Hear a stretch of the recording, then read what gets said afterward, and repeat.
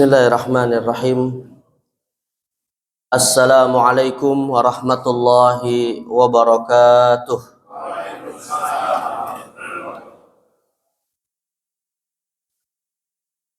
Alhamdulillahi rabbil alamin. Alhamdulillahilladzi arsala rasulahu bil huda wa dinil haqqi liyudhhirahu 'ala ad-dini kullih wa kafa billahi syahida. Wassalatu wassalamu ala man ba'athahu rahmatan lil alamin sayyidina wa habibina wa qurrati a'yunina wa imamina wa qaidina wa syafi'ina wa maulana Muhammadin wa ala alihi wa sahbihi wa man sara ala nahjihi ila yaumiddin, amma ba'd. Bapak Ibu hadirin jamaah sekalian yang dimuliakan Allah Subhanahu wa taala, alhamdulillah kita senantiasa bersyukur pada Allah Azza wa Jal pada kesempatan di pagi hari yang insyaallah penuh kemuliaan, keberkahan, dihadiri malaikat-malaikat Allah di masjid yang dicintai, dan alhamdulillah kita bersyukur kepada Allah Subhanahu wa taala kembali bisa dibangunkan beribadah kepada Allah, khususnya pada hari-hari penghujung bulan Zulqa'dah di pekan terakhir. Tentu kita senantiasa berharap mudah-mudahan setiap detik waktu kita beribadah kepada Allah Subhanahu wa taala kelak di yaumil qiyamah akan memberikan kesaksian yang baik di hadapan Allah Azza wa Jal. Untuk kita berharap layak bisa mendapatkan ridhonya, dan mudah-mudahan kita pun bisa mendapatkan syafaat dari Rasulullah sallallahu alaihi wasallam serta menemani Nabi Muhammad di dalam Jannatul Firdaus. Jemaah sekalian yang dimuliakan Allah Azza wa Jal, dan mengingat bahwa hari ini kita sudah berada di hari-hari terakhir di bulan Zulqa'dah, kita berharap mudah-mudahan pula diberikan panjang umur, bisa bertemu dengan hari-hari yang dimuliakan, hari-hari yang bahkan sebagian ulama ada yang berpendapat lebih istimewa daripada 10 hari terakhir Ramadan, yaitu 10 hari di awal bulan Zulhijjah, yang mana bahkan Allah Subhanahu wa taala bersumpah di dalam Al-Qur'an dengan 10 hari tersebut, wal fajri walayalin ashar. Ya, demi waktu fajar dan 10 malam di awal bulan Zulhijjah. Nah, karena itu jemaah sekalian yang dimuliakan Allah Azza wa Jal, pada kesempatan di pagi hari ini, sebelumnya saya izin terlebih dahulu, mungkin kita belum membahas lanjutan dari pembahasan fikih yang biasa kita bahas, putar fikih ibadah dan keluarga. Tetapi karena kita hari ini dalam atau sedang mendekati momentum untuk bertemu dengan bulan Dzulhijjah, maka insya Allah hari ini jamaah sekalian kita akan membahas tema terkait dengan beragam ibadah yang disyariatkan secara khusus ataupun umum ketika kita akan bertemu dengan bulan Dzulhijjah, agar kita bisa mempersiapkan diri, agar kita bisa maksimal mengisi waktu ini dengan sebaik-baiknya. Tentunya persiapan yang paling penting itu jemaah sekalian adalah al-ilmu qoblal amal. Ya, berilmu sebelum kita beramal.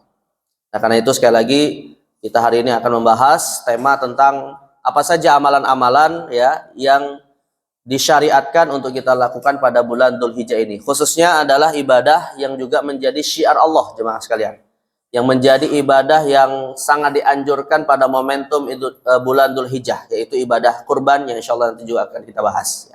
Walaupun sebenarnya ibadah ini juga sudah pernah kita bahas ya, mungkin berulang kali pada tahun-tahun yang lalu, tapi ya mudah-mudahan untuk mengingatkan kembali.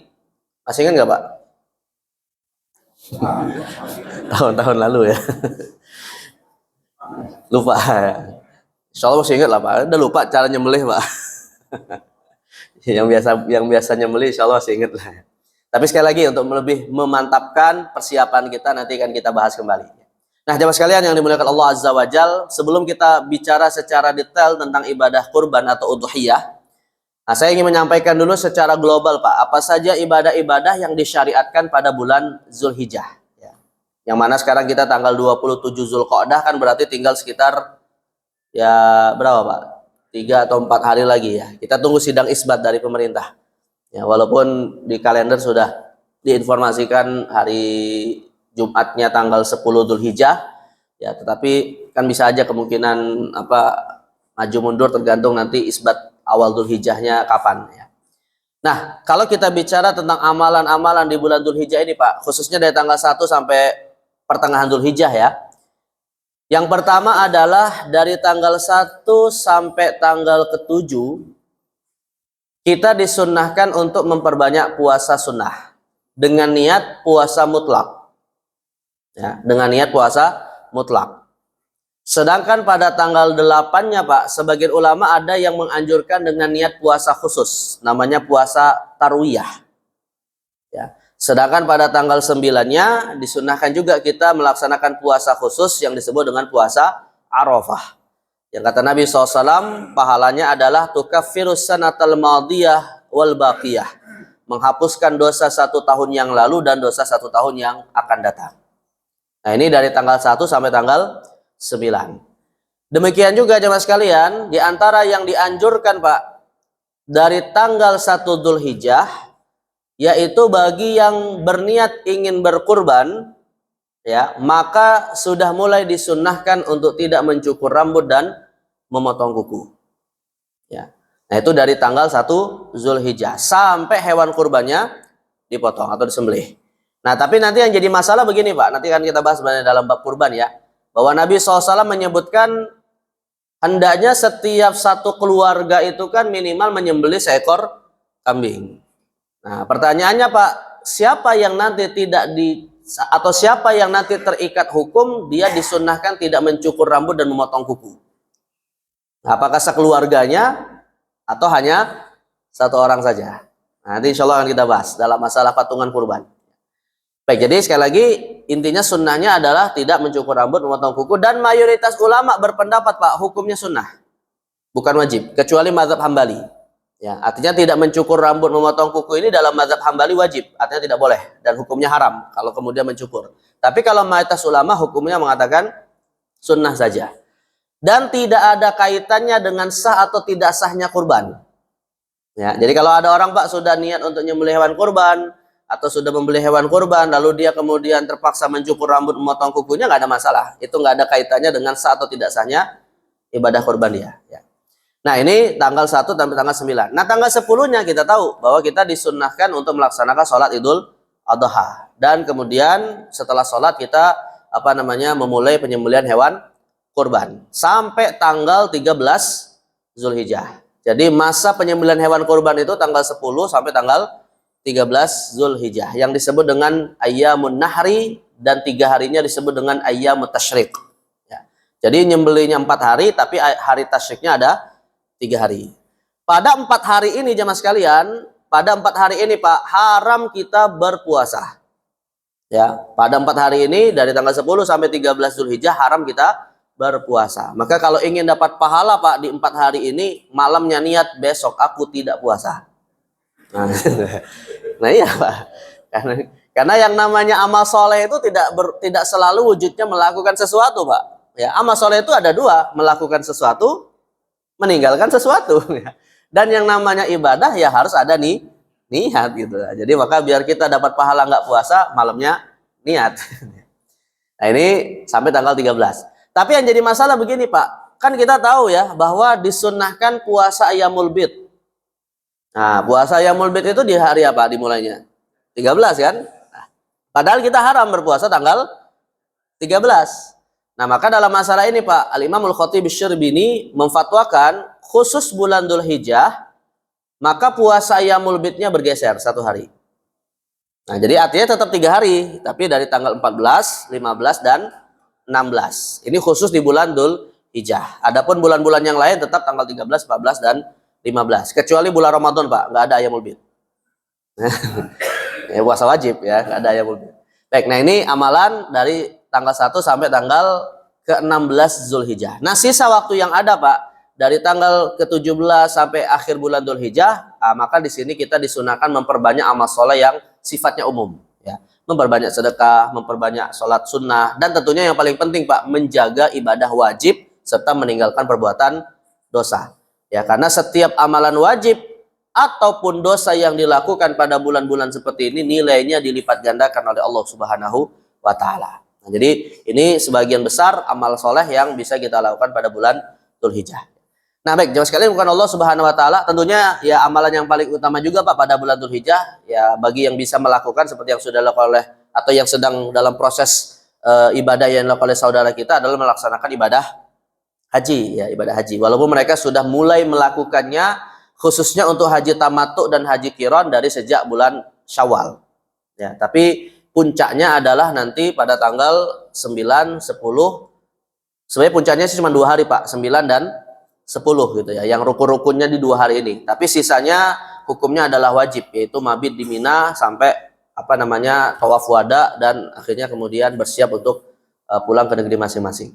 Baik, dan kita berharap mudah-mudahan ya mas sekalian, kita yang mungkin belum berangkat ya bisa berangkat ibadah haji, dan sekaligus saudara kita yang hari ini melaksanakan ibadah haji, Pak, mudah-mudahan dimudahkan ya, karena mungkin ya beredar di media sosial beragam masalah pelaksanaan ibadah haji, ada yang terpisah dengan pasangannya, ada yang terpisah dengan anaknya ya itu mudah-mudahan Allah berikan semacam jalan keluar sekaligus sebagai pahala yang besar, Pak, ya, karena tiadalah suatu musibah, suatu kesulitan hidup apalagi dalam rangka ibadah yang menimpa seorang mukmin kecuali itu akan menjadi penghapus dosa dan pemberat timbangan amal seorang hamba kepada Allah Subhanahu wa taala.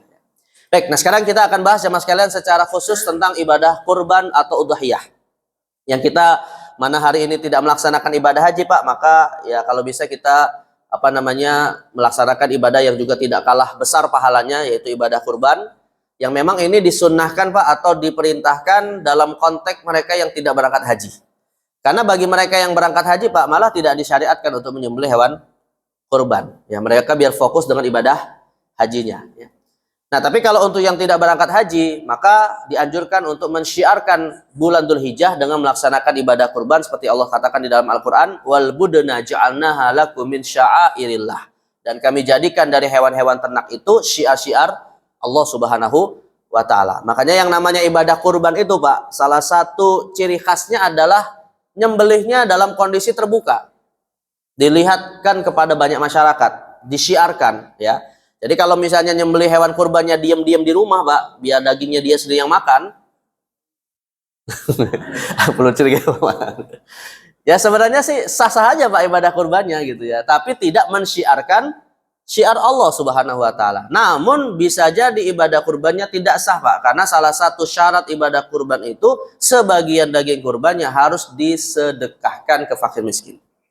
Ya. Nah, jadi artinya kalau nyembelihnya hanya untuk makan keluarganya saja ya itu tidak disebut kurban gitu ya. Nah, karena itu harus disiarkan. Nah, terkait dengan ibadah kurban ini jemaah sekalian, saya akan menyampaikan setidaknya dalam dua hal saja, Pak, secara sistematis dalam 2 hal saja. Ya, mudah-mudahan waktunya cukup. Yang pertama adalah hukum-hukumnya dan yang kedua adalah prakteknya. Hukum-hukum kurban dan praktek ya. Dan nanti bisa kita tambahkan terkait dengan distribusi daging dan hewan kurbannya. Nah, kalau dari sisi hukumnya jemaah sekalian, hukum kurban ini bisa kita bedakan, Pak, menjadi 4 masalah. Hukum kurban bisa kita bedakan menjadi 4 masalah.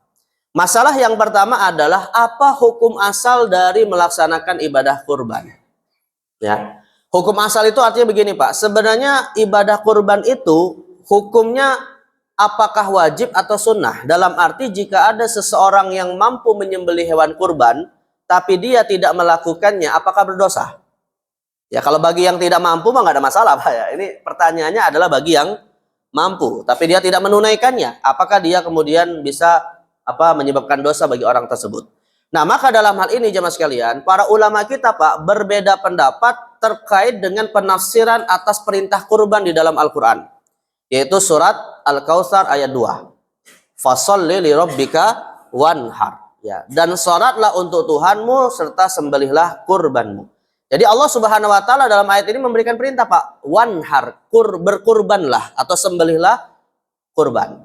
Nah, yang jadi masalah perintah itu di dalam Al-Qur'an, khususnya dalam ayat ini, apakah perintah wajib atau hanya sebatas perintah anjuran saja?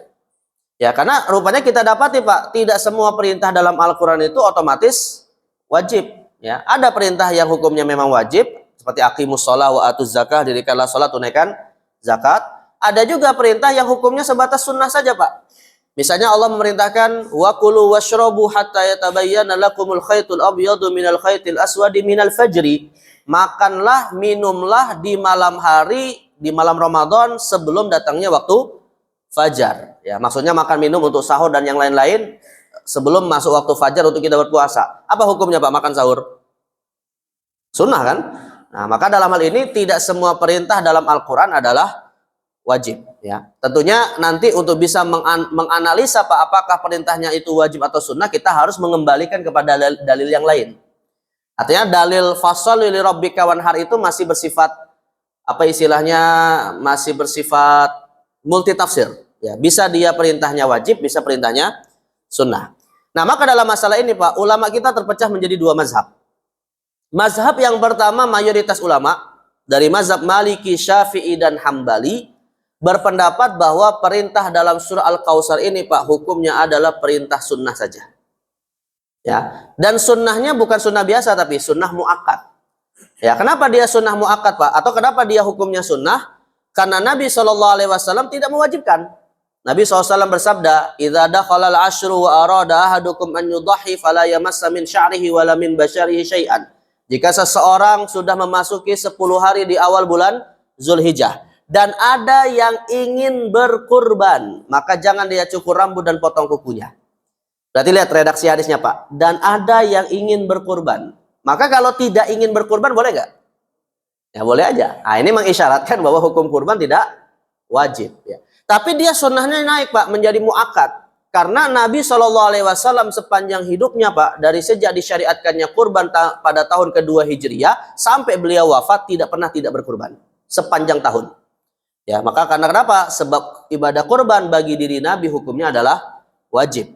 Nabi SAW mengatakan dalam hadis riwayat Abu Daud, "Salasun hunna alayya faraid wa lakum tatawwu." Ada 3 amalan yang hukumnya diwajibkan atas diriku, tapi bagi kalian hukumnya sunnah. Al-witru wan nahru wa salatu duha. Salat witir, berkurban, dan salat duha. Nah, jadi dari hadis ini kan Nabi menyamakan Pak, ibadah kurban hukumnya setara dengan ibadah salat witir dan salat duha. Maka disimpulkan oleh mayoritas ulama ibadah kurban hukumnya sunnah. Tapi sunnahnya muakkad. Ya. Nah, tetapi jamaah sekalian, meskipun hukumnya sunnah muakkad Pak, atau hukumnya sunnah dalam arti bagi yang mampu tidak melakukannya tidak sampai berdosa, sesungguhnya Pak, ada definisi sunnah yang kadang kita tidak lengkap memahaminya Pak. Biasanya kita kalau memahami istilah sunnah itu definisinya apa? Ma yuthabu fa'iluhu wa la yu'aqabu tarikuhu. Sesuatu yang jika dilakukan berpahala, ditinggalkan tidak berdosa kan? Pada titik itu aja kan Pak ya. Padahal Pak, di dalam kitab-kitab usul fikih, para ulama itu menambahkan definisi wa yastahiqqul laum. Sesuatu yang jika dilakukan berpahala, ditinggalkan tidak berdosa tapi layak dicela. Nah, ini kalimat layak dicelanya ini yang kadang sering nggak ada yang menambahkan. Kenapa layak dicela Pak? Ya karena ini ada ibadah besar, pahalanya besar, diabaikan. Ya, diabaikan dalam arti dia nanti akan menyesali perbuatan itu di akhirat walaupun tidak sampai berdosa. Ya, saya katakan atau saya analogikan begini Pak. Saya beberapa kali menganalogikan dengan contoh yang seperti ini Pak. Ya, misalnya ya Nabi mengatakan raqaatil fajri khairu minad dunya wa ma fiha. Salat 2 rakaat qabliyah subuh itu lebih baik daripada dunia dan seisinya. Ya, lalu kemudian DKM Masjid Subulus Salam buat pengumuman Pak. Bagi yang bisa datang ke masjid sholat qobliyah subuh, nanti pulangnya bukan hanya makan nasi Pak, tapi diamplopin uang 1 miliar. Misal. Kira-kira banyak nggak yang datang ke masjid Pak? Hah? Bahkan bukan hanya dari Bintara, dari banyak daerah gitu ya. Berlomba-lomba untuk bisa datang gitu kan.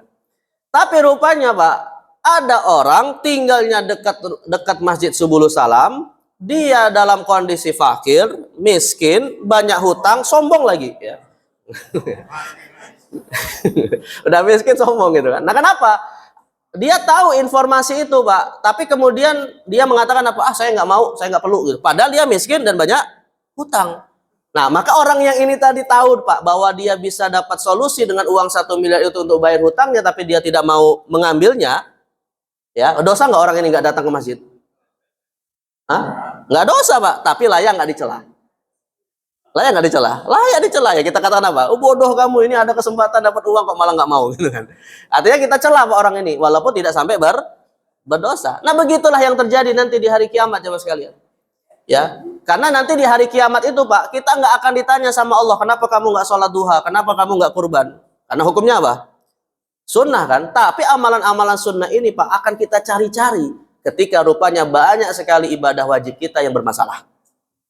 Ya, kita banyak sholat kita Pak, apakah khusyuk dari sejak takbir sampai salam? Ya, apakah ikhlas ketika kita bayar zakat?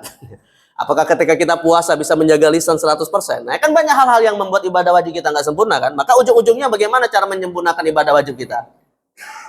Ya, mencari ibadah sunnah. Tapi pas kita cari-cari ibadah sunnah Pak, dulu kepikiran, wah saya sebenarnya dulu pernah mampu untuk berkurban, tapi tidak berkurban. Yang ada maka apa? Penyesalan. Nah, beginilah gambaran amalan sunnah itu kita bayangkan Pak. Jadi jangan hanya sekedar nggak apa-apa, nggak dilakukan toh nggak berdosa gitu ya. Tapi kita sesungguhnya layak dicela karena mengabaikan kesempatan besar dari ibadah ini. Apalagi Pak, ibadah kurban cuma setahun sekali, belum tentu tahun depan bisa kita lakukan. Ya kalau ibadah sholat duha, ibadah sholat witir kan bisa sepanjang hari kita lakukan gitu kan. Tapi ya itu tadi kesempatan ini tidak bisa kita lakukan dalam waktu yang dekat. Nah karena itu ibadahnya memang sunnah, tapi jangan diremehkan, jangan diabaikan.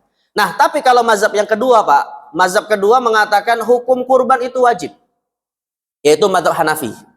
Nah, kalau mazhab Hanafi mengatakan hukumnya wajib berdasarkan hadis riwayat Imam Ahmad, ya. Dan hadis ini, Pak, hadis populer panitia kurban, karena suka dipasang di spanduk. Kata Nabi SAW, man kana lahu sa'ah walam yudahi fala yaqrabanna musallana. Barang siapa memiliki kelapangan harta, tapi dia tidak berkurban, maka jangan dekati masjid kami. Nah, ini hadis favorit panitia kurban. Ya karena kalau hadisnya yang dipasang Pak, ada 3 amalan yang diwajibkan atas Nabi, disunahkan atas umat. Nah, itu masyarakat meremehkan nanti gitu ya. Makanya dipakai hadis-hadis yang kayak gini. Nah, jadi kata mazhab Hanafi Pak, dalam hadis ini Rasulullah menggambarkan orang yang mampu kurban tapi dia tidak berkurban selayaknya bukan muslim. Karena dia diperintahkan untuk tidak boleh mendekati masjid. Nah, jadi maka dalam hal ini mereka mengisyaratkan bahwa ibadah kurban hukumnya wajib. Tapi sebenarnya Pak, walaupun hukumnya wajib ya dalam mazhab Hanafi juga menetapkan sejumlah syarat Pak, yang sebenarnya syaratnya ini sangat longgar bagi mereka yang mau berkurban Pak. Dalam arti mereka mewajibkan iya, tapi dengan syarat yang sebenarnya kita insya Allah mampu berkurban Pak. Ya. Artinya kalau misalnya dengan syarat ini saja kita kemudian tidak berkurban, yaitu tadi kata Bang Roma terlalu. Nah apa itu Pak syaratnya? Ada 4 syarat ya. Kata mazhab Hanafi Pak, orang yang wajib kurban itu ada 4 syarat. Syarat yang pertama dia muslim, ya maka jelas non muslim tidak wajib berkurban. Ya, tapi nanti akan kita bahas Pak. Kalau non muslim tidak wajib berkurban, boleh nggak non muslim ikut patungan sapi? Nanti kita bahas. Nanti akan kita bahas ya. Yang kedua jemaah sekalian, syarat yang kedua akil balik. Maka anak kecil Pak, walaupun dia punya harta banyak, tidak wajib kurban. Ya, kemarin Idul Fitri ada seorang anak misalnya Pak dapat angpau dari paman bibinya masing-masing 5 juta ya, terkumpul 100 juta, wajib nggak kurban? Nggak wajib kurban ya, tapi nggak boleh ditilep sama ibunya ya. Itu harta anaknya itu. Jadi anak kecil itu Pak, walaupun punya harta tidak wajib dia berkurban. Apalagi Pak itu harta anak yatim. Ya, misalnya harta anak yatim itu Pak, ada seorang anak bapaknya meninggal dapat warisan. Ya, nah anaknya ini dapat warisan berapa persen Pak? Misalnya harta warisnya sebesar 8 miliar, maka bagi ibunya hanya dapat 1/8, anaknya dapat sisanya 78. Padahal anak yang dapat 78 tadi umurnya masih 5 tahun. Berarti kan anak yatim kan karena bapaknya meninggal. Nah, ibunya dapat 1 miliar, anaknya dapat 7 miliar. 7 miliar bisa nggak dibelikan hewan kurban, Mbak? Sangat bisa 7 miliar gitu ya. Tapi boleh nggak diambil dari harta beliau, dari harta anak ini untuk disembelih kurban? Nggak boleh karena itu harta anak yatim, harus dijaga ya. Nah, jadi maka syarat yang kedua akil balik. Yang ketiga jemaah sekalian, syaratnya adalah mukim, bukan musafir. Ya, maka jamaah haji tidak wajib kurban karena mereka berstatus sebagai musafir. Dan yang keempat Pak, nah ini syarat yang keempat ini sebenarnya yang paling penting. Mampu secara harta untuk bisa menyembelih hewan kurban. Nah, standar mampu dalam mazhab Hanafi dalam hal ini Pak adalah standar yang memiliki harta mencapai nisab untuk wajib zakat. Jadi orang yang dianggap mampu untuk wajib kurban itu adalah mereka yang sudah memiliki harta dengan 2 syarat. Yang pertama sudah lewat haulnya dan yang kedua hartanya mencapai nisab. Nah, kalau kita lihat nisab zakat Pak, khususnya zakat uang ya, nisabnya kan kembali kepada dua. Zakat tabungan uang kan nisabnya kepada dua, kepada emas atau perak ya. Kalau nisabnya pakai perak, pakai emas Pak, nilai emas itu sekarang kalau nisabnya kan 85 gram emas. Kalau dirupiahkan 1 gram harganya kurang lebih sekitar 1,8 juta, maka kurang lebih Pak, orang yang wajib zakat uang jika dikiaskan kepada emas itu senilai kurang lebih 150 juta. Jadi kalau ada seseorang punya uang tabungan 160 juta, surplus dari nisab 150 juta, maka dia wajib kurban dalam mazhab Hanafi. Ini kalau pakai kias kepada emas. Tapi kalau kiasnya kepada perak Pak, lebih ringan atau lebih kecil nisabnya jika dirupiahkan. Karena perak itu nisabnya 595 gram perak atau 200 dirham, yang kurang lebih 1 gram perak itu kurang lebih sekitar 20-an ribu. Nah, jadi kalau dikali 595 Pak, kurang lebih sekitar 22 juta rupiah. Jadi kalau ada orang punya tabungan 30 juta rupiah, pakai nisab perak, dia sudah wajib kurban. Nah, saya tanya Pak, mau pakai nisab emas atau nisab perak? Ini kalau pakai nisab emas terus Pak, tanda-tanda bakhil ini Pak. ya nggak apa-apa sih. Nisab emas 150 juta, nisab perak 22 juta. Tapi kalau kita mau bayar zakat Pak, ketika uang kita di atas nisab perak, itu hukumnya boleh saja, ya tidak sampai wajib. Namun kalau sudah lewat di atas nisab emas, hukumnya wajib gitu ya. Tapi kalau itu tergantung kepada kita. Sebenarnya para ulama mengatakan begini Pak, kalau untuk kemaslahatan fakir bagusnya pakai nisab perak. Tapi kalau untuk kemaslahatan muzaki ya pakai nisab emas gitu ya. Nah, itu ada yang mengatakan begitu. Tapi ya itu pilihan saja lah. Nah, jadi sekali lagi jamaah sekalian, kalau kita lihat Pak, pakai standar emas saja itu kan mazhab Hanafi menetapkan yang memiliki harta di atas 150 juta. Nah, maka tadi saya katakan kalau ada orang Pak punya tabungan ini tabungan ini Pak ya, istilahnya uang dingin yang tidak ada kebutuhan untuk kita gunakan, nggak ada sangkut paut hutang piutang jatuh tempo waktu dekat, nggak ada kebutuhan untuk kita menggunakan, ini uang dingin Pak, uang nganggur istilahnya gitu ya. Kemudian ada orang yang nggak mau menyembelih hewan kurban, maka benar nggak tadi saya katakan Pak, terlalu ya, tercela, malah bukan terlalu, tercela gitu ya. Nah, padahal cuma seekor kambing harganya 3-4 juta, ya berapa sih berapa persen sih dari uang yang dia simpan 150 juta. Padahal Allah katakan tsumma latus'alunna yauma idzin 'anil na'im, bahwa semua harta pasti akan ditanya oleh Allah Subhanahu wa taala. Yang dizakati ataupun yang tidak dizakati Pak, semua ditanya oleh Allah. Ya, artinya yang tidak wajib zakat pun tetap ditanya, apalagi yang wajib dizakati ya. Nah, ini poin yang ingin saya tegaskan, bahwa yang namanya kurban ini kalau bisa kita berkomitmen setiap tahun bisa berkurban. Dan mudah-mudahan Allah kasih kita kelapangan harta untuk bisa berkurban.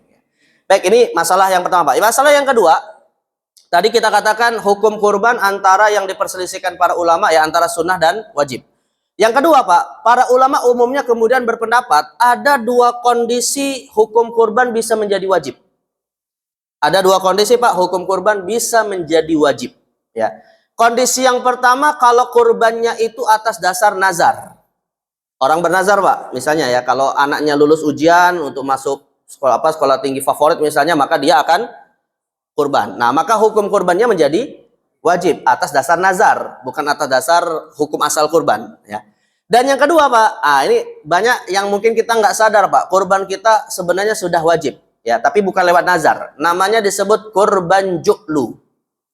Kurban ju'lu. Jadi kurban ju'lu itu Pak artinya adalah kurban yang didasarkan kepada ikrar setelah dimiliki hewan kurban. Kalau kurban nazar Pak, itu sudah wajib meskipun belum memiliki hewan kurban, karena wajibnya nazar. Tapi kalau kurban ju'lu ini Pak, kita sudah miliki. Kita sudah beli kambing misalnya ya, sudah beli kambing 1 ekor, lalu kemudian kita ikrarkan Pak, kambing ini nanti akan saya potong kurban. Maka hukum menyembelih kambing itu sebagai kurban wajib. Ketika sudah diikrarkan. Bahkan bukan hanya sekedar diikrarkan dengan cara seperti itu Pak. Walaupun hanya sekedar menjawab pertanyaan. Saya membeli seekor kambing misalnya Pak, lalu tiba-tiba ada yang nanya, Pak itu kambing untuk apa? Lalu kita ucapkan apa? Untuk kurban. Nah, jadi wajib itu Pak. Artinya kalau dia jadi wajib Pak, kita beli hewan kurban pada tanggal 1 Dzulhijjah, lalu diikrarkan, rupanya tanggal 5 Dzulhijjahnya kita butuh uang Pak, boleh nggak dijual? Boleh nggak? Nggak boleh Pak, nggak boleh dijual. Nggak boleh jual. Kenapa? Karena sudah wajib. Nah, jadi nggak boleh dibatalkan, ya. Kecuali kalau baru niat saja Pak, atau baru omongan tapi kambingnya belum dibeli. Nah, kalau itu nggak apa-apa dibatalkan. Misalnya hari ini nih, saya ngomong misalnya Pak detik ini ya, saya nanti mau potong kurban seekor kambing, tapi belum saya miliki Pak. Tiba-tiba kita batalkan ucapan itu tadi, boleh nggak? Kalau ini boleh. Nah, tapi kalau sudah dibeli, sudah dimiliki Pak, sudah kita ikrarkan, nggak boleh kita batalkan. Nah, itu namanya disebut kurban ju'lu. Bukan nazar ya, kurban ju'lu. Nah, tapi yang jadi masalah berikutnya nih Pak, yang jadi masalah berikutnya, kurban nazar ataupun kurban ju'lu tidak boleh dagingnya dimakan oleh yang berkurban. Nah, ini yang yang harus diketahui oleh panitia kurban. Karena nanti bisa jadi Pak, ada orang menyerahkan hewan kurbannya hukumnya wajib. Tapi padahal kan kita biasanya punya tradisi Pak, kalau kambing satu pahanya diberikan kepada yang berkurban. Padahal kalau itu kurban wajib, nggak boleh dia dapat sedikit pun dari hewan kurbannya. Jadi kalau misalnya yang berkurban dapat Pak, yang salah siapa? Nah, panitianya. Panitia harus hati-hati ya. Nah, jadi panitia hati. Apalagi Pak, tadi saya katakan banyak masyarakat kita sebenarnya nggak sadar Pak, kurbannya sudah wajib. Logikanya gini aja Pak, kita kalau nyerahin kambing ke panitia kurban, pasti ngomong nggak kalau ini kurban saya? Pasti kan, nggak mungkin kita ngasih kurban pakai isyarat. Kan nggak mungkin. Pasti ngomong ini kurban saya gitu. Karena kalimat kurban saya itu menjadikannya wajib. Nah, tapi begini Pak, bagaimana solusi kalau kita ingin makan daging kurban kita sendiri, tapi kita ingin mengucapkannya? Ya, solusinya ada dua Pak. Solusi yang pertama, subsidi silang. Tukar Pak, ya tukar. Jadi panitia kurban nanti bisa nukar ya. Misalnya si A sama si B kurbannya wajib, maka si A kurbannya diberikan ke B, si B diberikan ke A. Nah, itu solusi yang pertama Pak ya, bagi panitia kurban ya. Dan yang kedua Pak, solusi yang kedua, kalau tidak mau ribet-ribet kurbannya menjadi wajib, maka ikrarkan dengan tambahan kata sunnah. Nah, misalnya diikrarkan, kambing ini nanti akan saya potong kurban sunnah.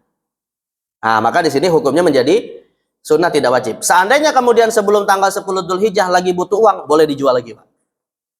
Ya, karena hukum kurbannya adalah sunnah. Misalnya Pak ya, perbedaannya Pak ya.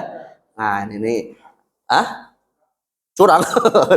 Yang enggak sih Pak, itu solusi gitu ya. Enggak apa-apa ya. Namanya orang kan punya kebutuhan beda-beda. Ya, tapi kalau sudah diserahkan ke panitia kurban jangan dibatalin Pak. Nah, itu yang gitu, Pak. Ini kalau belum diserahin gitu ya. Nah, jadi itu cara membedakan antara kurban wajib dan kurban sunnah. Kalau dari sisi pahala mah sama aja Pak, nggak usah dibedakan antara kurban sunnah, dari sisi pahala sama-sama kurbannya. Baik, ini masalah yang kedua. Masalah yang ketiga Pak, hukum yang ketiga adalah kurban untuk orang lain. Ya, kurban untuk orang lain ya. Al-udhiyatu lil ghair, kurban untuk orang lain. Nah, kurban untuk orang lain ini sebenarnya ada dua Pak. Bisa kurban untuk orang lainnya masih hidup. Bisa juga kurban untuk orang lain, orangnya sudah meninggal. Biasanya sih kalau di praktek masyarakat kita kan kebanyakan kurban untuk yang sudah meninggal ya, inisiatif dari anaknya. Nah, yang jadi masalah tuh begini Pak, kenapa ini jadi dipersoalkan oleh para ulama, kurban untuk orang lain ini Pak ya? Karena kurban itu Pak adalah ibadah ritual yang mensyaratkan niat. Innamal a'malu binniyat, sesungguhnya amal itu tergantung niatnya. Nah, yang jadi pertanyaan ketika seseorang berkurban atas nama orang lain, yang berniat siapa? Siapa yang berniat Pak? Yang nyembelih hewan kurban atau orang lain yang diniatkan dalam kurban tersebut? Nah, ini kan yang jadi masalah Pak. Apalagi kalau kemudian hewan kurban itu Pak diniatkan untuk orang yang sudah meninggal. Nah, pertanyaannya, orang yang sudah meninggal itu bisa niat nggak? Terus masalah yang berikutnya Pak, tadi kita sebutkan di awal, di antara sunnah kurban dari tanggal 1 Dzulhijjah tidak potong kuku, tidak cukur rambut. Siapa yang tidak potong kuku dan tidak cukur rambut ketika kurban untuk orang lain ini? Yang motong kurban atau yang diniatkan kepada orang lain maksud saya. Kalau misalnya untuk orang yang sudah meninggal Pak, emang orang di dalam barzakhnya nggak potong kuku, tidak cukur rambut? Pak, masuk masalahnya Pak ya. Nah, di sinilah kemudian jadi persoalan. Karena itulah Al-Imam Nawawi Pak di dalam kitab Minhajut Thalibin mengatakan la yasihhu tadhiyatul ghairi illa biiznihi wa an mayyitin illa an yusabihi. Kata Imam Nawawi, tidak sah kurban untuk orang lain kecuali orang lain ini sudah memberi izin. Artinya sudah diberitahu Pak. Dan tidaklah sah kurban untuk orang yang sudah meninggal kecuali orang yang meninggal ini sebelum meninggalnya sempat berwasiat.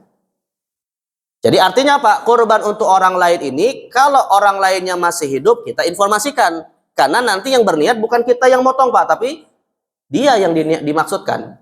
Sedangkan kalau kurban untuk orang yang meninggal, maka itu berdasarkan wasiat. Nah, ini baru sah kurbannya kepada orang lain. Tapi ada solusi yang kedua, Pak. Kalau misalnya ada seorang anak, misalnya ingin berinisiatif kurban atas nama bapaknya yang sudah meninggal, dan bapaknya tidak sempat berwasiat, maka yang niat kurban bukan bapaknya, Pak, tapi yang niat kurban tetap anaknya. Artinya ketika nyembelih hewan kurban atas nama dia, dan kemudian dia niatkan pahalanya dia hadiahkan ke bapaknya, atau hadiahnya pahalanya dihadiahkan kepada orang lain yang dia maksudkan. Nah, tapi tetap yang berniat bukan orang lain, tapi siapa? Dirinya sendiri. Dan yang tidak cukur rambut potong kuku bukan orang lain, tapi dirinya sendiri.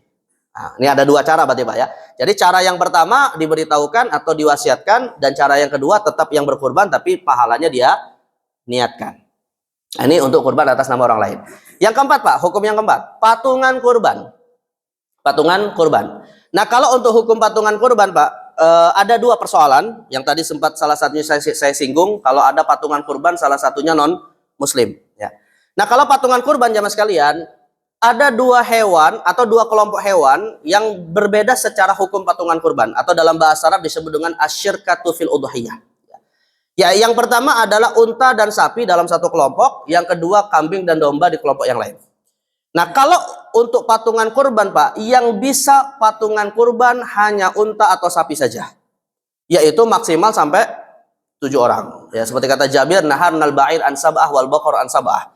Kata Jabir bin Abdullah, dulu kami ketika bersama Nabi menyembelih unta satu unta untuk 7 orang, satu sapi untuk 7 orang. Ya. Nah, sedangkan kalau untuk kambing, Pak, maka hanya bisa untuk 1 orang saja.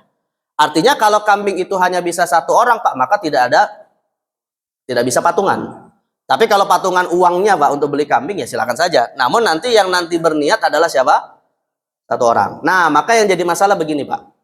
Kalau patungan sapi atas nama 7 orang, kadang di kantor-kantor, Pak, ya, di kantor-kantor itu ada yang namanya kurban sapi atas nama perusahaan.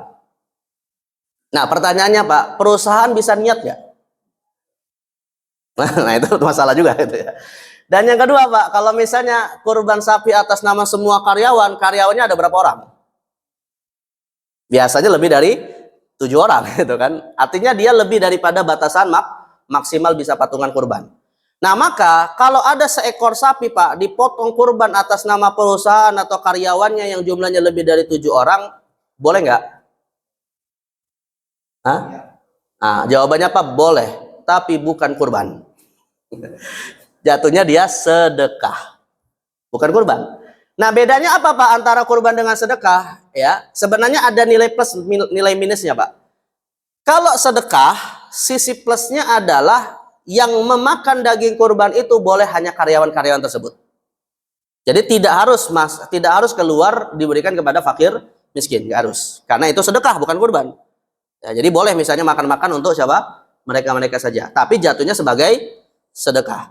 Sedangkan kalau kurban, Pak, maka tidak boleh seluruh hewan kurban itu dimakan oleh karyawan tersebut. Harus ada sebagiannya disedekahkan ke fakir miskin. Kalau dia ingin diniatkan sebagai kurban. Dan kalau ingin diniatkan sebagai kurban, Pak, maka ditunjuk 7 orang yang akan berniat dari sekitar karyawan tersebut. Nah, jadi maka ini kalau ingin jatuhnya sebagai kurban. Tapi kalau dilihat dari sisi pahala, Pak, mana yang besar? Kurban atau sedekah?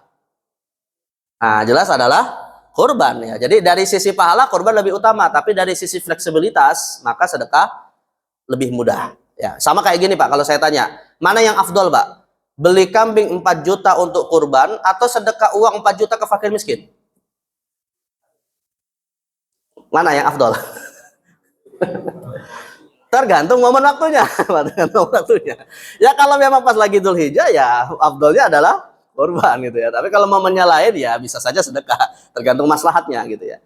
Nah, jadi artinya, Pak, masing-masing ada nilai plus, nilai minusnya gitu ya. Tadi saya katakan kalau sedekah kan dia fleksibel, tapi tidak lebih utama daripada kurban. Karena kurban adalah syiar Allah Subhanahu wa taala. Karena ibadah kurban itu, Pak, ibadah kurban itu bukan pada distribusi dagingnya, Pak. Ibadah kurban itu ada pada proses penyembelihannya. Nah, itu nilainya di situ sebenarnya.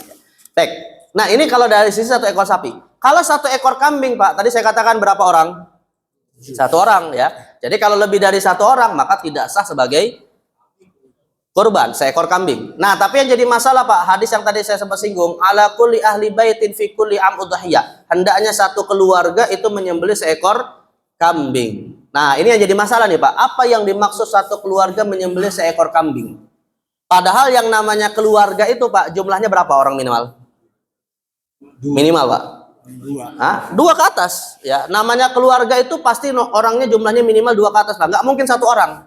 Ya, kalau 1 orang namanya jomblo, Pak, bukan keluarga. Nah, jadi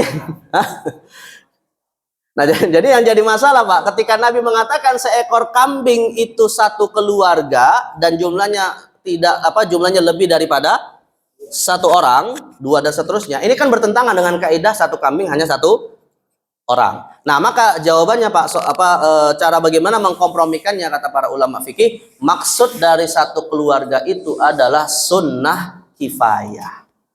Jadi sunnah kifayah itu artinya, Pak, seekor kambing disembelih tapi pahala mengalir kepada satu keluarga. Namun nanti yang tidak cukur rambut dan potong kuku bukan satu keluarga itu, tapi cukup 1 orang saja yang berniat nanti ketika hewan itu disembelih. Ya, jadi kambing itu ketika disembelih yang niat cuma 1 orang dan tidak cukur rambut potong kuku juga cuma 1 orang. Jadi misalnya nih atas nama suaminya, Pak, maka yang tidak cukur rambut hanya suaminya, istri anak-anaknya nggak cukur rambut. Ya tidak terikat maksudnya, Pak, ya. Tidak terikat dengan sunnahnya tidak mencukur rambut. Ya, hanya suaminya saja. Nah, tapi yang jadi masalah berikutnya, Pak, keluarga yang bagaimana yang bisa dapat pahala kurban? Nah, ini kan kata-kata keluarga itu kan juga multitafsir, ya. Maka dalam hal ini, Pak, yang dimaksud keluarga adalah ada 2. Pertama adalah suami atau istri, dan yang kedua, Pak, adalah keluarga nasab. Nah, keluarga nasab di sini berarti termasuk orang tua ke atas, kakek nenek, anak cucu ke bawah, ke samping saudara, keponakan, paman, bibi, dan termasuk sepupu. Nah, itu yang kemudian ikut dapat pahala kurban dari 1 orang pada 1 keluarga. Nah, yang jadi masalah, Pak, keluarga besan tidak dapat pahala kurban. Nah, karena keluarga besan nggak dapat pahala kurban, muncullah tradisi di masyarakat kita, Pak, bergiliran kurban setiap tahun antara suami dan istri. Kenapa? Ketika suaminya kurban pada tahun ini, Pak, yang dapat pahalanya istrinya, orang tuanya, anaknya, saudaranya. Istrinya cemburu, Pak. Kenapa? Orang tuanya nggak dapat, saudaranya nggak dapat. Kebayang, Pak? Ya, karena nanti kan istrinya juga pengen dapat tuh pahala orang tuanya kan, mertua dari suaminya kan. Iparnya juga nggak dapat. Ipar itu nanti saudara istrinya kan. Nah, makanya akhirnya istrinya bilang, ya udah, Mas, kalau begitu tahun depan gantian. Nah, berarti tahun depan nanti istrinya yang kurban, kebalikannya yang dapat pahala orang tua istrinya, saudara istrinya, sedangkan orang tua suaminya nggak dapat. Nah, disitulah muncul, Pak, kenapa tradisi bergiliran di tengah masyarakat kita muncul. Karena terkait dengan pahala kepada keluarga. Dan yang lebih afdol dari itu semua, Pak, setiap tahun suaminya kurban, istrinya juga kurban. Nah, itu lebih afdol. Jadi nggak usah ngomongin giliran-giliran, semuanya kurban, itu bagus. Nah, itu ya, ini lebih afdol. Jadi 2 minimal dalam 1 keluarga. Nah, yang jadi masalah lagi, Pak, ada sebagian ulama seperti Imam Ibnu Hajar pernah mengisyaratkan, ada yang mensyaratkan dapat pahala kurban ini secara otomatis tinggal serumah. Jadi kalau misalnya sudah pisah rumah, Pak, ya anak sudah pisah rumah dari orang tuanya, maka tidak dapat pahala kurban. Jadi kalau anaknya mau dapat pahala kurban bapaknya, ya ngungsi dulu selama Dzulhijjah di rumah. Ada yang mengatakan begitu, ya. Jadi ada yang mensyaratkan tinggal serumah. Ya, ini tapi pendapat yang kedua ini, Pak, dianggap lemah oleh Imam Ibnu Hajar Al-Haytami. Ya. Jadi yang paling kuat intinya punya hubungan kerabat. Baik, nah yang terakhir, Pak, terkait dengan hukum patungan kurban. Tadi yang saya sempat singgung, Pak. Bagaimana hukum patungan kurban seekor sapi? Berarti patungan kurban kan hanya bisa seekor sapi ya? Nggak mungkin patungan kurban untuk 1 ekor kambing kan? 1 ekor sapi, Pak, itu bisa maksimal 7 orang. Tapi yang jadi masalah bagaimana kalau 6 orangnya muslim, 1 orangnya non muslim? Ya, mungkin nggak terjadi, Pak, seperti itu. Ya mungkin aja. Dan itu pernah ditanyakan ke saya, Pak, di salah satu kantor pajak pernah ada mereka mau patungan kurban seekor sapi, Pak. Baru dapat 6 orang, tersisa tinggal 1 orang, tiba-tiba, Pak, kepala kantornya yang Kristen mau ikut patungan kurban. Akhirnya yang 6 orang ini Pak yang kemudian khawatir, ini Ustaz, kurban kita sah nggak nih Ustaz? Gitu ya. Ya, di satu sisi kami nggak kami khawatir tidak sah, di sisi yang lain yang nolak juga nggak enak. Kenapa Pak? Ya kepala kantornya. Akhirnya saya katakan, alhamdulillah Pak, ulama berbeda pendapat. Artinya dengan perbedaan itu ada solusi. Dalam hal ini Pak, dalam masalah ini malah alhamdulillah mayoritas ulama mengatakan kurbannya sah. Boleh. Dalam mazhab Syafi'i dan Hambali. Ya, dalam mazhab Syafi'i dan Hambali. Jadi dalam dua mazhab ini Pak, mereka membolehkan kurban itu boleh beda-beda niat dalam satu ekor sapi. Jadi boleh saja di dalam satu ekor sapi itu Pak, ada satu niat kurban, 2 akikoh, 3 pedagang mau dijual lagi, 4 non muslim. Nah, itu boleh Pak gitu. Ya. Boleh tuh kalau dalam mazhab Syafi'i dan Hambali. Jadi tidak mesti semuanya niat kurban, tapi jangan nyembelih di panitia kurban, Pak. Ya kan panitia namanya panitia kurban, bukan panitia jual beli daging kan. Jadi artinya dia tujuannya untuk kurban kalau di panitia. Tapi kalau di luar itu ya potong sendiri aja gitu ya. Nah, dan yang kedua Pak, syarat bolehnya. Nah, ini yang paling penting, Pak. Kalau ada non muslim ingin ikut patungan kurban, syaratnya pastikan niatnya bukan untuk sesembahan selain Allah. Tapi dia memang ingin sekedar apa untuk bisa makan-makan saja. Nah, maka kalau misalnya nih Pak, ada tetangga kita Kristen mau patungan kurban. Untuk siapa kurban ini? Kalau dia ngomongnya Pak, ya untuk saya bisa ikut bareng-bareng makan-makan bersama apa umat Islam. Ya boleh silakan. Tapi kalau dia bilang untuk Tuhan saya Yesus, nah, nggak boleh Pak. Nggak boleh. Karena itu jadi syirik gitu ya. Bahkan nggak usah dia non Muslim Pak. Kalau ada Muslim salah niat menyekutukan Allah, itu pun batal kurbannya. Ya, dan yang batal bukan hanya satu saja, tapi 6-6-nya yang lain juga. Misalnya nih, nomor 1 sampai nomor 6 Pak, mau kurban. Yang nomor 7 untuk dilarung ke laut Nyi Roro Kidul. Nah, ini nggak boleh. Kenapa? Karena itu adalah syirikan. Ya, tapi syiriknya ini Pak, menyebabkan 6 yang lain juga tidak sah. Sebab yang disembelih hanya 1 kali gitu ya. Kecuali kalau misalnya 7 ekor kambing Pak, 6-nya kurban, 1-nya untuk Nyi Roro Kidul misalnya kan. Ya, maka kambing yang untuk Nyi Roro Kidul aja yang tidak sah. Baik, terakhir Pak ya, kita tutup dengan praktek kurban secara singkat saja dari sisi yang rukunnya Pak ya. Nah, kalau untuk kurban yang rukun dalam arti standar sahnya kurban Pak ya, standar sahnya kurban itu paling tidak ada 3 rukun dan masing-masing ada syaratnya. Kalau ketiga rukun ini terpenuhi dengan syaratnya masing-masing Pak, maka kurban sudah dianggap sah, walaupun bisa saja tidak afdol ya. Yang pertama tentu adalah rukun yang pertama mudhahi, orang yang berkurban. Maka orang yang berkurban ini Pak, syaratnya adalah dia berniat untuk berkurban dan waktu berniatnya bisa sebelum hewan itu disembelih atau saat disembelih. Tapi kalau misalnya dia baru berniat setelah disembelih Pak, maka tidak sah kurban. Misalnya ketika mau disembelih dia ragu, ini saya mau kurban atau mau akikoh gitu ya, masih ragu nih Pak. Nah lalu kemudian sudah telanjur disembelih, tiba-tiba dia bilang udah untuk kurban aja, itu nggak sah. Jadi niatnya harus muncul sebelum atau saat ya. Yang kedua Pak, syarat yang kedua atau rukun yang kedua adalah waktu tadhiyah, waktu. Kurban ini adalah ibadah yang ada batas waktunya. Ya kalau nyembelih hewan kan bisa kapan saja, tapi kalau kurban ada batas waktu. Batas waktunya kata Nabi SAW, man dzabaha qabla sholati fa inna ma dzabaha li nafsihi wa man dzabaha ba'da sholat faqad tamma nusukah. Barang siapa menyembelih kurban sebelum sholat Idul Adha, maka itu sembelihan untuk dirinya sendiri, tidak sah kurbannya. Tapi kalau dia sembelihnya setelah sholat Idul Adha, maka kurbannya sah, ya telah sempurna nusuknya. Dan Nabi mengatakan ayyamut tasyrik ayyamudz dzabahin. Hari tasyrik adalah hari penyembelihan hewan kurban. Maka batasan waktunya Pak dari setelah sholat Idul Adha sampai sebelum terbenam matahari di hari ketiga tasyrik. Ya, jadi 4 hari kita menyembelih hewan kurban. Dan yang paling penting Pak, yang ketiga, syarat rukun yang ketiga ini yang paling penting. Ada hewan yang disembelih. Ya, kalau ada orang niat tapi nggak ada hewannya Pak, nggak usah kurban. Ya, harus ada hewannya. Nah, hewan kurban ini Pak, yang menjadi rukun ketiga, agar dia sah harus memenuhi 4 syarat. Hewan kurban agar sah dipotong kurban harus memenuhi 4 syarat. Syarat yang pertama Pak adalah al-an'am, hewan ternak. Ya, hewan ternak. Dan hewan ternak ini adalah kambing, unta dan sapi. Ya, ini hewan ternak. Tapi kalau ada orang begini Pak, wah saya hanya punya uang 100.000, hanya bisa beli seekor ayam. Saya mau kurban ayam aja lah, pokoknya kurban pokoknya, tapi ayam gitu, boleh nggak Pak? Boleh Pak. Saya katakan boleh, tapi tidak sah. Ya boleh, orang mau potong ayam nggak boleh, karena potong aja. Jatuhnya sebagai sedekah ya, karena kalau kalimatnya tidak boleh seakan-akan haram, gitu ya. Ya beda kan Pak antara kata tidak boleh dengan tidak sah. Itu dua hal yang berbeda ya.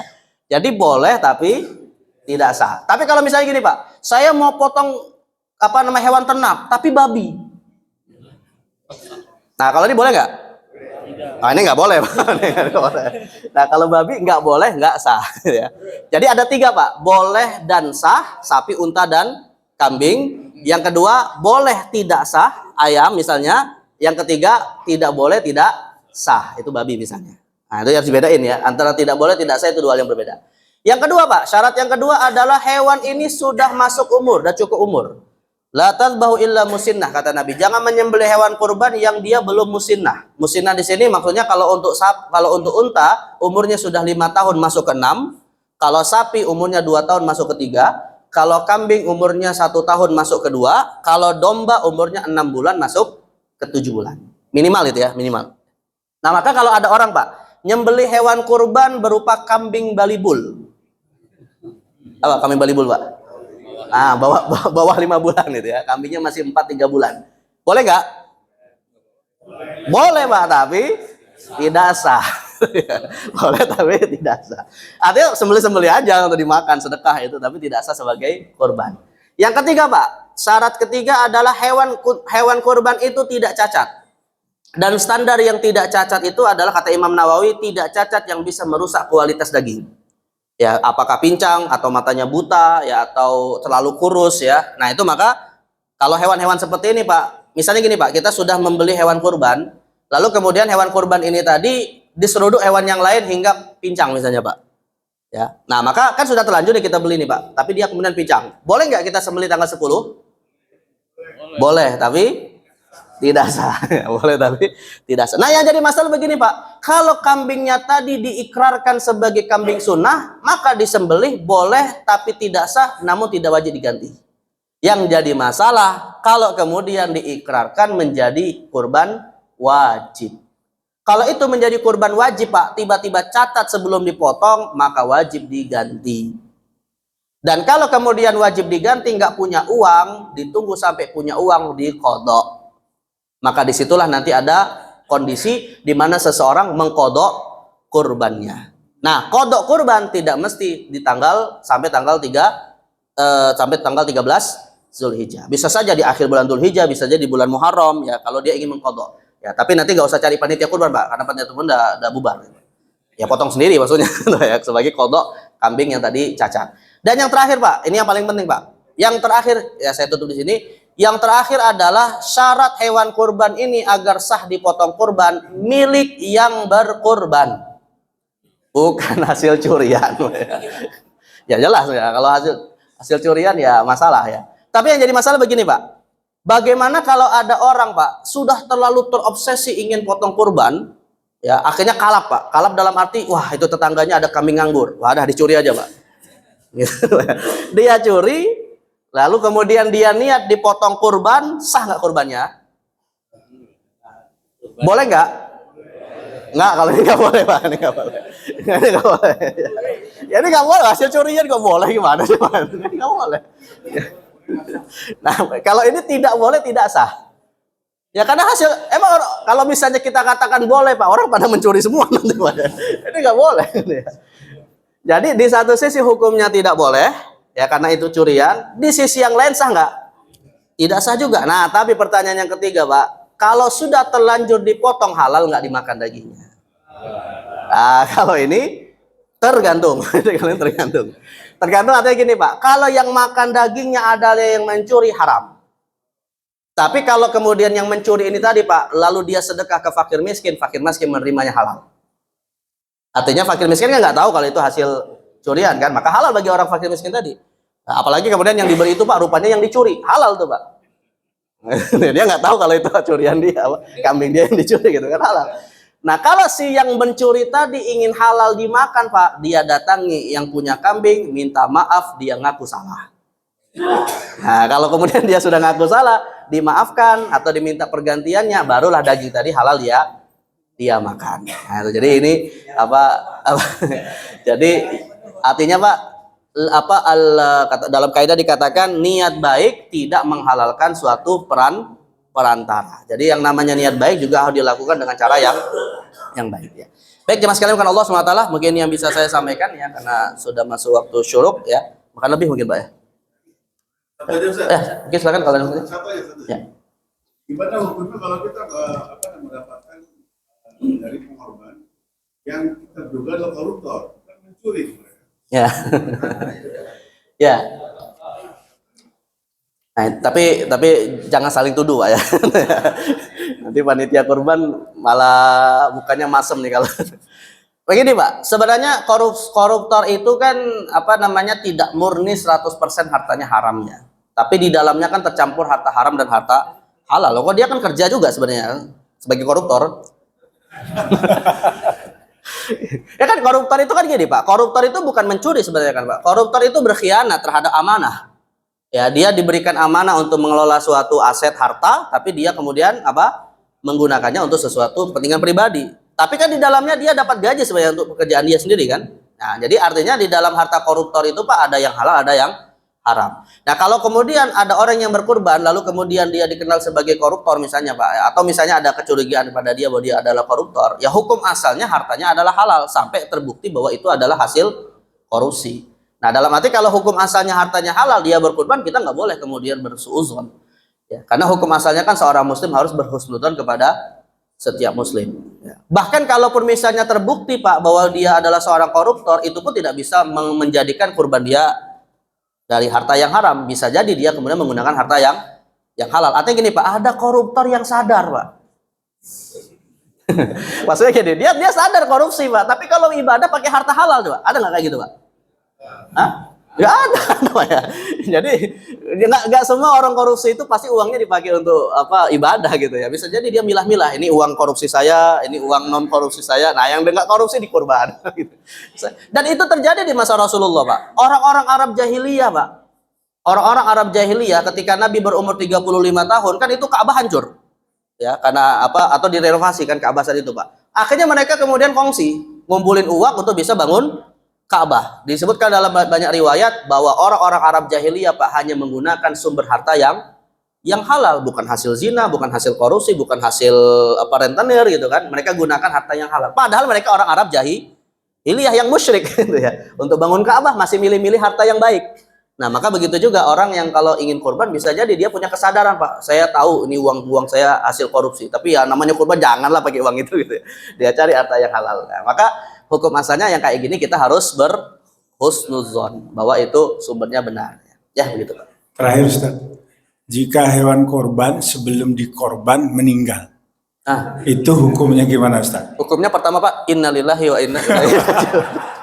Ya iya Pak, kan makhluk hidup juga.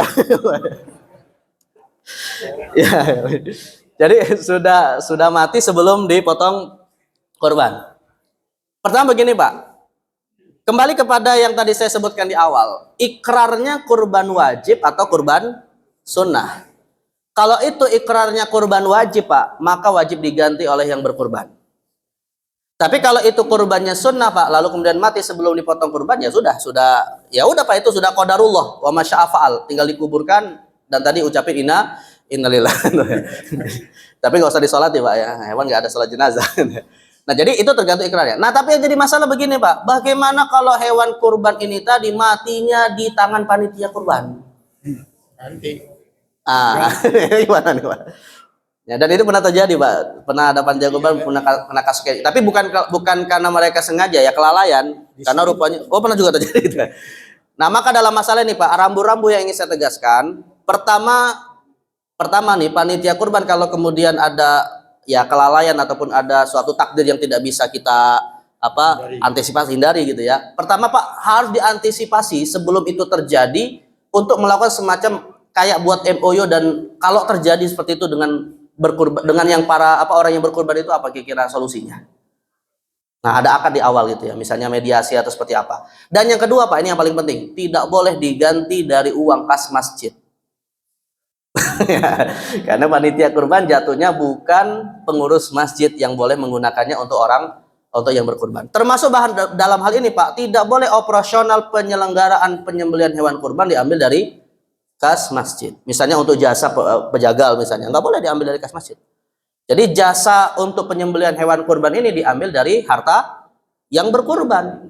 Maka kalau yang berkurban kemudian dimintai misalnya patungan uang 100.000 untuk apa jasa penjagal, ya itu kita terima saja Pak, karena memang begitu aturannya. Nabi SAW dalam riwayat Ali bin Abi Thalib pernah memerintahkan untuk menyembelih hewan kurban, dan kata Ali, kami diperintahkan untuk memberikan upah dari penjagal tersebut lewat uang-uang kami, tidak diambil dari apa namanya uang yang lain, atau tidak boleh juga diambil dari bagian hewan kurban tersebut. Jadi tidak boleh diberikan upah si penjagal lewat bagian hewan kurban. Kecuali kalau dia dapat Pak, layaknya sebagai seorang muslim ya, karena dia apa tetangga masjid juga dia dapat. Tapi tidak boleh dengan akad jasa. Nah, jadi maka dua hal ini yang perlu diantisipasi oleh panitia kurban. Pertama itu tadi mengantisipasi kalau kejadian seperti itu, kira-kira apa yang nanti perlu diselesaikan. Kok toh yang mau berkurban kan nggak mau rugi Pak. Oh saya udah nyerahin hewan kambing saya gitu kan, saya pengen sah kurbannya ya. Itulah tanggung jawab panitia kemudian apa semacam teruji gitu ya. Nah, maka bagaimana mediasinya itu silakan didiskusikan. Dan yang kedua tadi, secara kalaupun harus diganti tidak boleh diambil dari uang kas masjid. Mungkin bisa saja Pak, nanti disiapkan dari sejak tahun ini dan sampai berikutnya ya. Panitia kurban itu semacam ada kas sendiri Pak. Jadi artinya panitia kurban ini nanti menjadi ini ya, menjadi semacam apa ya, divisi baru di pengurus masjid. Ya, yang mereka punya kas sendiri. Mungkin nggak Pak? Artinya nanti ketuanya bisa saja berganti, pengurusnya bisa saja berganti gitu ya. Tapi mereka punya kas yang bisa mengantisipasi kalau kejadian-kejadian seperti ini terjadi. Termasuk kalau misalnya nanti kasnya cukup besar Pak ya.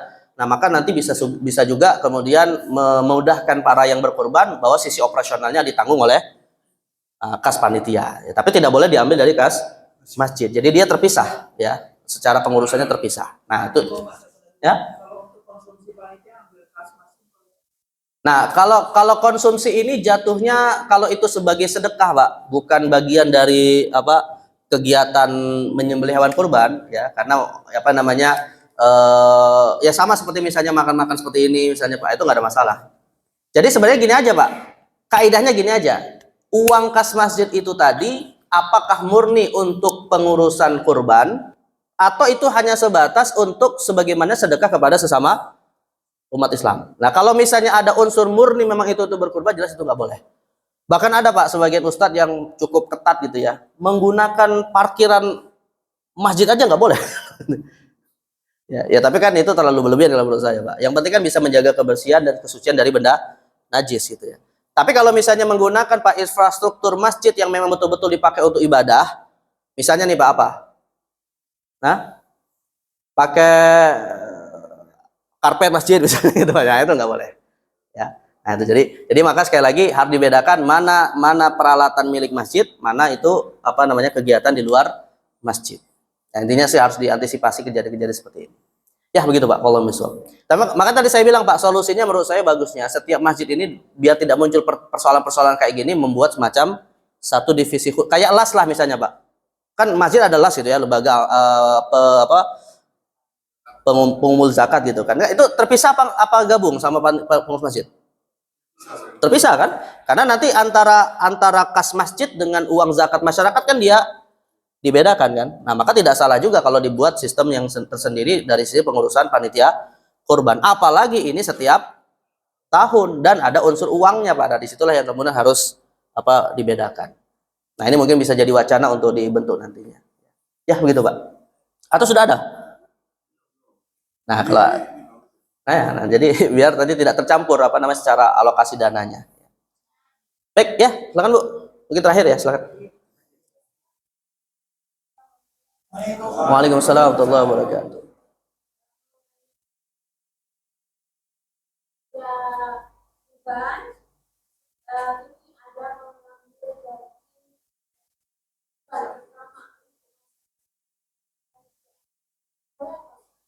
Nah, panitia kurban nggak ada amil Pak, amil itu cuma zakat. Jadi bagaimana kalau ada sebagian, nah gini Bu, kalau itu berdasarkan persetujuan dari yang berkurban boleh. Nah, makanya di sini alhamdulillah ini masih belum tanggal 1 Dzulhijjah ya. Jadi segala sesuatu ini perlu diantisipasi, Pak. Karena sesungguhnya jemaah sekalian, panitia kurban ini posisinya adalah sebagai wakil dari yang berkurban. Maka kaidah fikihnya Pak di dalam apa namanya fikih muamalah, wakil tidaklah boleh ya tidaklah boleh kemudian menggunakan aset yang diwakilkan kecuali berdasarkan izin dari yang diwakilkan. Nah, maka kalau kemudian ada sebagian daging kurban itu dimakan oleh panitia kurban, ada dua yang perlu dicatat. Pertama adalah berdasarkan persetujuan yang berkurban, dan yang kedua, makan-makan itu tadi tidak dihitung sebagai jasa. Nah, kalau itu dihitung sebagai jasa ya sama saja seperti tadi penjagal yang diberi jasa. Jadi konsumsi ini sifatnya hanya sebatas ya memang semacam dalam tanda kutip hadiah lah dari yang berkurban kepada panitia kurban. Karena penerima daging kurban kan ada tiga Pak.